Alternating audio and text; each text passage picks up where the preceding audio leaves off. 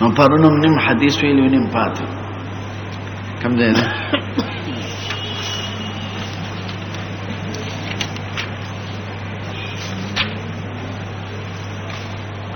ها پدویم مرض وصلى المرة الحمد لله رب العالمين والصلاة والسلام بسم الله الرحمن الرحيم وصلى المرة الثانية او جبريل علیہ السلام دویم دل امامتی راکڑا نماز پخین حين كان ذل كل شيء مثله چې سور د هر شي یک چند شو لوقت العصر بالامس په وخت مازیګر پرونی کې یعنی پرونی چې مازیګر په اول وخت کې کړو نن ماس پخین په آخر وخت کې مخه وخت کې وکړه اوس علما په یو مسله کې مختلف دي اختلاف دا چې وخت مشترکه د دوه منځونو شته وکنه نو مالکیان او شوافی منی او قرینه دا ده چې هغه وی کې یو شزه د مازیګر په آخر وخت کې پاک شي نو د ماسپخین قضا به مروړي نو د اشتراک د وخت غیر او دې حدیث نه اشتراک د وخت معلومیږي ځکه نن ماسپخین مونږ په هغه وخت کې وکړو چې پرونه د مازیګر کړو له وخت العصر بالامس یعنی فی وقت العصر بالامس پرون وخت مازیګر پرونی کې مشترک وخت راغی کنه چې نن ماسپخین وخت په هغه وخت کې وکړو چې پرونه مازیګر پکې کړو نو مالک او شوافی د اشتراک د وخت قائل دي او حضرت امام ابو حنیفه و احمد سے ابن دی قائلہ ناغی سوئی دا دی جملینا نو یو جواب تو ترمذی مولا اشارہ کرده چه سمرا روایات راغلی دی بغیر دا دی یوی طریقینا دا لی وقت العصر بالامس پکی نشتا دی برستو ہوئی فلان کی روایت کرده فلان کی کرده فلان کی کرده خدا پکی ولم یذکر فی لی وقت العصر بالامس دا پکې نه دی ذکر نو دا شاذ جمله شو ځکه چې یو ثقه مخالفت د ډېرو ثقاتو نو کی نو دې ته شاذ وای نو عمل پې نشته دویم جواب دا دی چې له وخت العصر بین امس دا تقریبا اندازه وای یعنی نن ماسپخین هغه وخت کې ختم کړ چې پرونه مازیګر شروع کاو او قرینه دا چې دا روایت په مسلم شریف کې راغلی دی ناغي کې وای فصل الظهر في المره الثانيه قريبا من وقت العصر امس قريبا لفظ ده نو معلومیږي دا چې دا تخمینی اندازه ده لکه مسلم کې تفصیل دی عین هغه وخت نه دی قریب هغه وخت ده نو د مسلم روایت قرینه ده دیشوا چې اشتراک د وخت نشته دریم جواب نه الله تعالی لیکلی علامه شوکانی چې یو فراغت دی یو ابتدا ده نو مطلب دا شو چې نن ماسپخینه هغه وخت کې فارغ شو چې پرونه مازیګر شروع کړو نو حين لوقت العصر بالامس یعنی فراغ اليوم من الظهر حين ابتدأ امس بالعصر یو سره بدا فراغه قید راو باسه او بل سره بدا راو باسه نو نن د ماسپخین مونږ نه هغه وخت کې فارغ شو چې پرونه کله شروع کړو نو وخت مشترک رانه فراغ او بدا او فراغه د لفظ مونږ روح کړ نو نن ماسپخین فراغه فی الوقت الذي بدأ بالعصر امس نن فارغ شو د ماسپخین نه هغه وخت کې چې پرونه شروع کړي و په مازیګر کې نو وخت مشترک رانه فراغه او بدأ قیدونه او باسه نو درې جواب شو اول خدا چې دا جمله په عام روایتو کې نشته دویم دا چې مراد ته تقریبي اندازه ده او قرینه روایت د مسلم ده دریم دا چې قید د فرع او د بدا پکې راو باس نو اشتراک د وقرانه د احناف او حنابلة وای اور سره خپل پرې ته درنه وای ثم صلى العصر بعد ما ذکر منذ حين كان ذل كل شيء مثله چې سوري د چن شو نو کان معنا سوارا نو نند ماس پخین مونږ هغه وخت کې وکړو چې سوري یک چن نه پورا شو نو چې پورا شي ماته ګوره چې سوري یک چن دې ته ورسېد او ماس پخینه شروع کو نو ماس پخین په کوم وخت کې واقع شو مثل ثاني اول کې او نن ما ذکر کې وای ثم صلى الظهر حين كان ذل كل شيء مثله چې سوري د چن شنو ما ذکر وکړه ما ذکر په کوم مثل کې واقع شو ثالث کې نو خلک ظاهر د احناف نه مخالف غني خو مخالف نه ده به د مازیګر باندې و بحث کو ځکه مازیګر ګرانه مساله ده په حدیث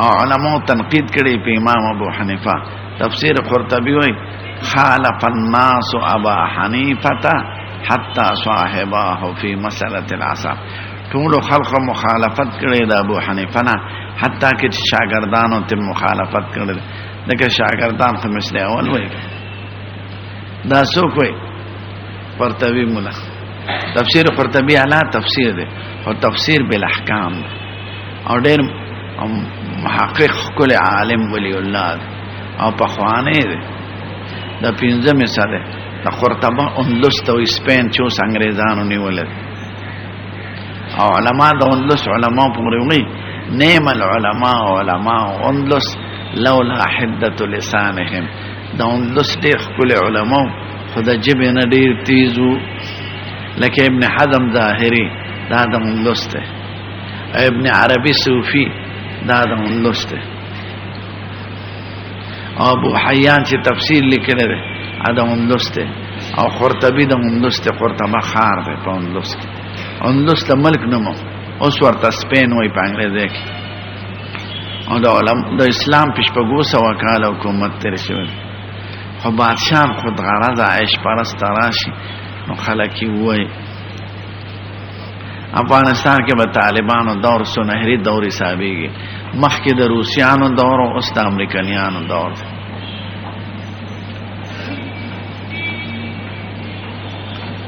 ثم صلى المغرب لوقته الاول ما خام یو که په پرونی وخت کې یعنی ما خام کې اول او اخرونه که پرونی وخت سو هغه ثم صلى العشاء الاخره ما سوتن مونږ کو عشاء چونکه ما خام تم وای او ما سوتن تم وای نو دا فرق د پاره عشاء سره اخرت لفظ یو ځای نو ثم صلى العشاء الاخره به رسته ما سوتن یو فيما کم ده حين ذهب ثلث الليل چې ثلث الليل ختم شو ثم صلى الصبح بعد صباح منذ قدام کړ حين اصفرت الارض جزمک خرنا شو ثم التفت الیه جبرائیل بما ته جبرائیل التفات وکړه ما ته یا محمد علیه الصلاۃ والسلام هذا وقت الانبیاء من قبلك دا وقت د انبیاء ستان روان دي والوقت فيما بين هذين الوقتين او وقت په ما بین د دې بارو وختونو کې لري دو خبرو ته خیال الله یو دا چې انبیاء کرام هغه پنځو منځونه نه دي کړي نو څنګه وي هاذا وقت الانبیاء من قبل او دا ماسوتن منځ خدا سره چې هغه خاص په دې امت پوری چانه نه کړي نو علماء وای دا وخت الانبیاء چې ورته ویل شوی دی په اعتبار د اکثر منځونو ویل شوی دی چا کې دوه چا کې دریو چا کې یو نو مجموعه انبیاء او اوقات دا مجموعه دا څنګه چې هر نبی پنځه منځونه کړی او پنځه وخت یې کړی دی نه د ټول انبیاء یادې چې د ټول انبیاء او اوقات د دین خالی نه دي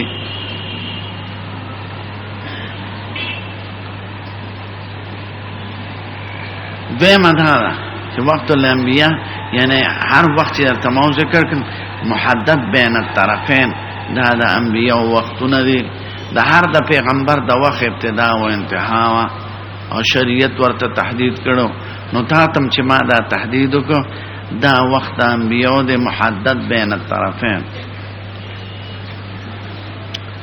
او دا دیمه جمله والوقت فيما بين هذين الوقتين او وخت اصلي د دې دواړو وختونو په منځ کې دی. اوس یو سوال دی د طالبانو د نسواریانو چې وخت د دې دواړو په منځ کې شو نو دا اول او اخر پکې نه دی حساب سره. نه اول او اخر خو پکې حساب دی.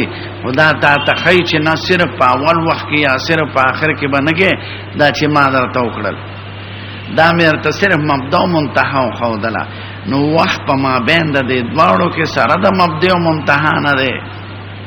دا څنګه چې مبدا او منتها وته وباسه ان الوقت فيما بين هذين ابتداء وانتهاء مع ما بينهما. دا اول وخت کې چې مونږ کو او په اخر وخت کې مونږ کو دغه دواړه وختونه سره د ما بین نه د اوقات د انبیاء. دا څنګه چې صرف مبدا او منتها دا مې درته صرف مبدا او منتها خو دلا نو دا بین هذين کې دا مبدا او منتها دواړه داخلي. اوس وخت الانبیاء باندې خبره کوم دا بل حدیث وایو او دینه مدا معلومه شي چې دا له وخت العصر بالامس دا صرف یو روایت کې راغلی. انزل احمد محمد موسی قال صلی الله علیه و آله وسلم علی حسین الله بن وهب کیسان جابر بن عبد الله عن رسول الله صلی الله علیه و آله جبريل فذكر نحو حديث ابن عباس من معناه ولم يذكر فيه لوقت العصر بالامس. دا جمله پکې نشتا. وحديث جابر في المواقيت قد رواه عطاء بن ابي رباح وعمرو بن دينار وابو زبير عن جابر بن عبد الله النبي صلى الله عليه وسلم حديث وهب بن كيسان. د جابر دا حدیث نور راویانو نقل کړی دی په شان د وهب بن كيسان او ټولو کې له وخت العصر بالامس نشتا. دا صرف د ابن عباس پر روایت کې ذکر دی. قال ابو سعد بن عباس حديث حسن وقال محمد صح شيء في المواقيت. محمد نمبر څوک دی؟ امام بخاری د خپل استاد کلام نقل کوي چې ما د خپل استاد نوري دلی دي اصح شيء في المواقيت حديث جابر عن النبي صلى الله عليه وسلم. اصح حدیث د جابر دی او د جابر په روایتو کې له وخت العصر بالامس نشتا.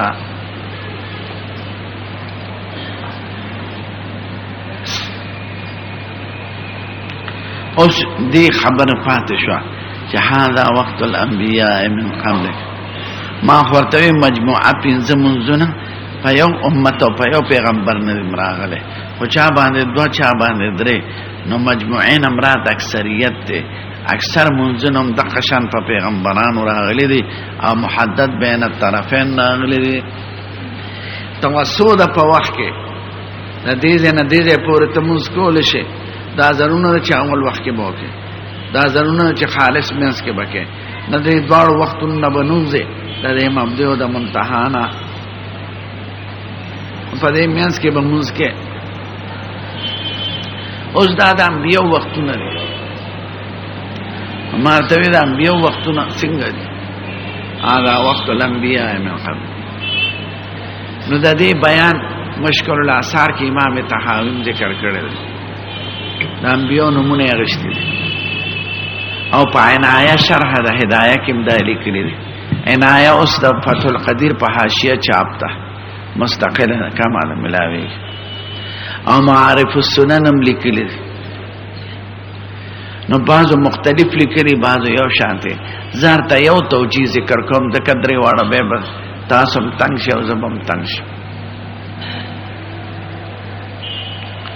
اول مونږ چې حضور مبارک کو کړه معراج په واقعه کې دا کوم منځو ماسپخینه تاسو نه یې شو جوړ. نو اول منځ د ماسپخین چا کړل؟ ابراهیم علیه السلام کړل. ابراهیم علیه السلام ته چې حکم شو چې دا زوی دی حلال کا پدری مشپه خوب ولید. نو دا وخت کې مور او زوی په مکه مکرمه کې اوسېدل او دې ملتتل. نو مور نه روان کوي جامع مامې ورته واغوندا او ښکار لزو هغه ته دانوي چې دی حلالو دغه چاته به په حلالو فقران دا د ماسپخین وخت اوس. نو ابراهیم علیه السلام سره سلو سوداګان وی دا خیال کوي ښا اول دا چې زه دا زوی حلال کم او مور دلته ځان لوسیږي ما ته حکم دی چې شام ته به واپس ځم، نو دا مور به گزاره څنګه کوي؟ ځان له به څنګه گزاره کوي؟ ویم دا ده چې زه دې حلال کې مالته یې مړ پرېږدم، نو مور ته به څه ویم؟ بهانه به مې سي. ما خدا ښکار له بوتلو، نو که مور راته وایي زما بچی دې څه که، نو زه به ورته څه ویم؟ زه به ورته دا ویم چې مړ مې که. درېیمه دا سودا وه چې دا مې زوی دی هلک دی، هسې نه که ده ته خبره څرګنده کړم او د انکار ونه کړي، چغه ونه کړي، منډه ونه وایي، زما دا بچی به څنګه غاړک دی؟ ځکه حلالېدل خو ګران کار دی، سپېړې ته څوک غوږ نه ږدي. څلورم دا سودا وه چې زما زړه به څنګه ټینګ شي، ځکه دا خو د خولې خبرې نه دی. یو زوی یو سړي په سوالونو د خدای نه غوستي، او د 80 کاله عمر کې خدای یو زوی ورکړي ګلالی. قال رب هب لي من الصالحين فبشرناه بغلام حليم. اسماعیل معنا دا ده چې خدای دعا قبول کړه. ایل خدای ته اسماعیل، خدای دعا واورېده قبول کړه. نو بیا چې د پلار د ملاتړی شو، فلما بلغ معه السعي قال یا بني اني ارى في المنام اني اذبحك فانظر ماذا ترى. چې پلار سره د ملاتړی شو، 8 کاله شو، نو داسې وخت کې ماشوم حلالول چې دومره سوالونو نه پس خدای ورکړي او بوډاوي او ضرورتي او بیا په خپل لاس حلالای، نو زما زړه به څنګه ټینګ شي؟ انسان دی کوي خو بیا خامخا کوي، ځکه حکم دی. نو دا چې ماسپښین وخت و د مینا، نو چې هلته ورسېده او بچی ته وی بچی وی ابا تفعل ما تؤمر ستجدني ان شاء الله من الصابرين. او در فلما اسلم وتله للجبين، بمخه علالون نشو علالو چاړه کار نه کاو، نو دی ورته بابا په شامه واچو ته زما مخ ته ګونګ، نو ځکه ما نشه علالوله، نو په شی کې خو، نو په سټي والا چاړه کې خو، نو خدای هغه بچ کو ګډ راغی. وناديناه يا ابراهيم قد صدقت الرؤيا انا كذلك نزل المحسنين. خدای وای ان هذا لهو البلاء المبين، سخت امتحان. وفديناه بذبح عظيم وتركنا عليه في الاخرين سلام على ابراهيم كذلك نزل المحسنين. چې خدای یو امتحان ته سخت امتحان وای، نو دا به سخت وی کې بني. نو دزر سلور رکعت منځ کاغه وخت او سلور واړه مې خدای پاک لر کړل. زوی غاړه کې خدا د پخپل حلال او کړه، خدای نه حلالونه، او خدای وی بس پاس ستا امتحان پوره کړ. مور بیویم ځان لپاره نشو، او مور ته بانم جوړه شو چې زوی مې د الله روغ جوړ راوست. ناغه سلور واړه ذهني پریشانه چې ابراهيم عليه السلام ته وي هغه خدای ختم کړي. نماز پخین وخت کې هغه سلور رکعات مونږ کړي. نماز پخین مونږ دا یادګار دی د ابراهيم عليه السلام.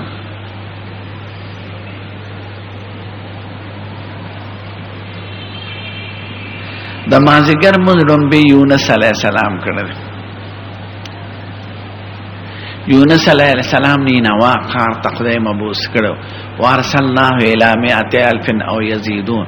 صد پاسه 100,000 خلق پکې اوسېدل. نو پیغمبران بکله په یو زمانہ کې مختلفو زینو کیو، ځکه اختلاط خونو کنه او شهریت دومرنو او د یو علاقونو خبر نو په یو وخت کې بدر سلور پیغمبرانو په مختلفو کلو کې کار کاو. نو دیني نوا کیو، نینوا اوس عراق کې ده، د موصل صوبه ده، ترکو سره نږدې. نو د قوم ته نصیحت کړی، نو دو ورته وی ک ایمان امرونه درې ورځې پس په عذاب راځي. نو د عذاب راتو نه مخکې خدای پیغمبر ته حکم را لېږي چې تو سوزه. د تلا حکم نور راغلی او دی ووت. د خدای عذاب یقینا نه، نو هر قوم باندې چې خدای عذاب نازل کړي هغه تباشي بي دي الا قوم یونس. دا یو لسمه پاره کې بیان. لما رأوا العذاب آمنوا کشفنا عنهم العذاب. هغه چې د عذاب د خولې دلې زر په جړا شو او توبه وکړو مسلمانان. نو خدای ته عذاب لک کني چې پکم قوم عذاب راغله د تباشي وي او دې د کلی نو ته به تاسو نو پکشته کې سور شو ته علاقه نه ځانو ا کشته درنه نه کشتیبان وېسه کسان ته ورځو نو حسن وکړي نو حسن د په نوم وروته فصاحم فکان من المدحدين ناغو واغشتو دریاب ته ورځو نو خدای وی فلتقمه الحوت وهو مليم. مليم معنا عطا بما يلام عليه. ام بخاری کتاب التفسیر کې به مجاهد وی وقال مجاهد وهو مليم وهو مذنب. دا مودودی صاحب چې لیکلی دي چې تبلیغ او دعوت کې ته کیمرا غلو نه دا دروغ دي. هغه دا چې دی به تاسو لا وحی نو راغلو دی د کلی نو وته نو عطا بما يلام عليه. نو چې دریاب ته ورځو کب تیر که کب ورته والا کب باندې بل کب راغی د سمندرونو کې غټ غټ کبانی نو دا دویم کب یې تیر که خو د خدای حکم دا دی چې نه دا کب دی بل کب حزم کول شو نه دی ړومبي کب دی حزم کول شو روح جوړو پکې جم دی او دبا د خدای ثنا ویل وظنون خدای وی ولا سما پارکه وظنون ذهب مغاضبا فظن ان لن نقدر عليه فنادى في الظلمات ان لا اله الا انت سبحانك اني كنت من الظالمين فنجيناه من الغم وكذلك ننجي المؤمنين. دی په غصوت او کب تیرک کب سمندر کې ګرځاو نو خدای پاک وی فلولا انه كان من المسبحين للبث في بطنه الى يوم يبعثون. که تسبیح نه ویل تر قیامت پورې به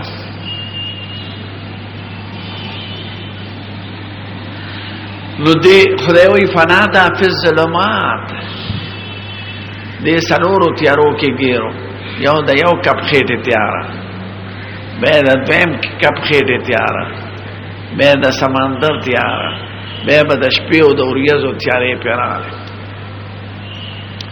او په تیارو کې ګیرو فنادا فی الظلمات.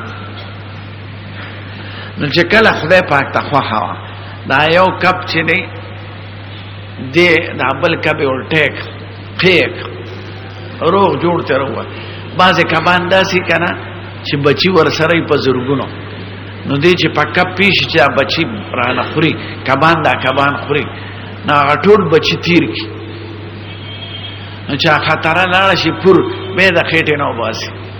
دا ناشنا کار لکه دا چرګه چې د بچو نه وزر راتو کی دغه شان کپ ټول بچی تیر کی او جمدی پکې روغ جوړي نا یو کپ ادم کپ دی راوست غاړه ته راورسه اول ټیک نو شلخ شو چې وی وشته بار نو خدای وی وانبتنا علی شجره من یقطین التدی بوګشو کچاو ځکه ډیره موده تیرا کړو نو واخه بوګشو نو مچان پکې ناستل نو خدای په د کدو زیلې زرغونه کړه نو کدو په پانې په سوري مچ نه کینی نو خدای د مچانو نه حفاظت دا نو چې زیلې په خورشه او به په هوش کې راغی او سر سړیتوب پځې شو طاقت نو چې وی کتل د مازیګر وخت نو سلور رکعات مونږ د سلور نعمتونو په شکرانه کې یو خدای یو کپ خېټه نه وروت بل بل کپ خېټه نه بل د سمندر نه بل د تیارو نه ونا دا فی الظلمات دا غسلور تیارو په شکرانه کې سلور رکعات مونږ کو د مازیګر هغه نور شری وجه خو په خپل راځي په بخاری او مسلم کې دا وخت الانبیاء پورې راته د ما خامو زلمبه یعقوب علیہ السلام کړه